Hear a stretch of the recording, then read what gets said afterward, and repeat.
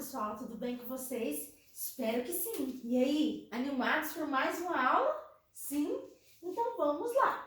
Hoje a gente vai falar da separação de misturas, tá bom? Iremos falar hoje sobre as separações das misturas heterogêneas.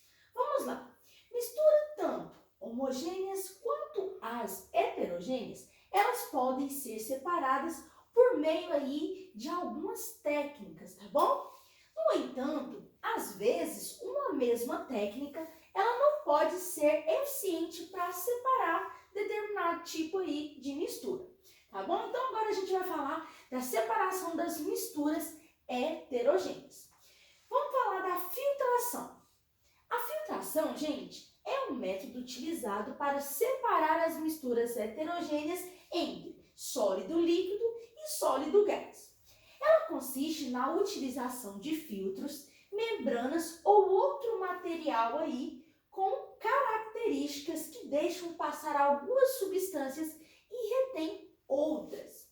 Essa técnica está presente aí em algumas situações aí do nosso cotidiano, como por exemplo aí no preparo do café, não é verdade? Então quando a mãe vai fazer ali o café, ela coloca a água, o açúcar, né? O açúcar dissolve na água, depois coloca o pó do café. Então a água passa no café e fica quem? Filtra o pó, né? E a água ali do café, o café passa. Então há essa separação, né? De uma mistura heterogênea. Qual é a importância da filtração, né? Para os portadores de doenças renais? Vamos ver? Olha só.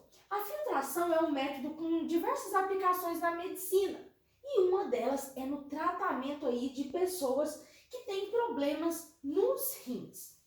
Enquanto aguardam aí o transplante de rins, o que acontece? Esses pacientes que têm problemas, né, nos rins, eles são submetidos à hemodiálise. Você já ouviu falar sobre hemodiálise? Sim? Não? Então vamos ver o que é e como funciona a hemodiálise. A hemodiálise é um tratamento que consiste em, periodicamente, passar todo o sangue do paciente por uma máquina que contém um filtro para atuar na remoção de materiais que devem, então, ser eliminados pelo organismo, tá? Então, faz a filtração aí do sangue, tá? Após a filtragem do sangue, ele retorna para o corpo do paciente. Então, o sangue do paciente passa por essa máquina todinha, então faz a filtragem ali todinha e volta, então, o sangue para o corpo do paciente, tá? Agora a gente vai falar de outro método, chamado decantação. Decantação é um método utilizado para a separação aí de misturas o quê? Heterogêneas entre sólido líquido e líquido líquido, por exemplo. Essa técnica consiste na separação de substâncias aí com base na diferença da sua densidade, tá bom? Em uma mistura de água e solo, por exemplo, as partículas que formam o solo, o quê? São mais leves ou mais pesadas? São mais pesadas, ou seja, apresentam maior densidade do que a da água, né? Por isso elas se depositam no fundo do recipiente após ficarem certo tempo em repouso. Então, se a gente pegar ali uma quantidade de solo, né, e colocar na água, mexer um certo tempo, o que vai acontecer? Ela vai decantar, né, o solo, ele vai depositar no fundo aí da garrafa, como mostra aqui nesse copo, né, e também tem um experimento no livro de vocês sobre isso. Então, olha aqui, por que acontece isso? A técnica de decantação, porque o solo, ele é mais denso que a água, então ele se deposita ali no fundo do recipiente. Tratamento de água e as técnicas de separação das misturas. Vamos lá, ó, a água que chega até nossas torneiras em nossas residências, gente, passa então aí por uma série de processos até que ela se torne então adequada para o nosso consumo. Esses processos, gente, acontecem onde?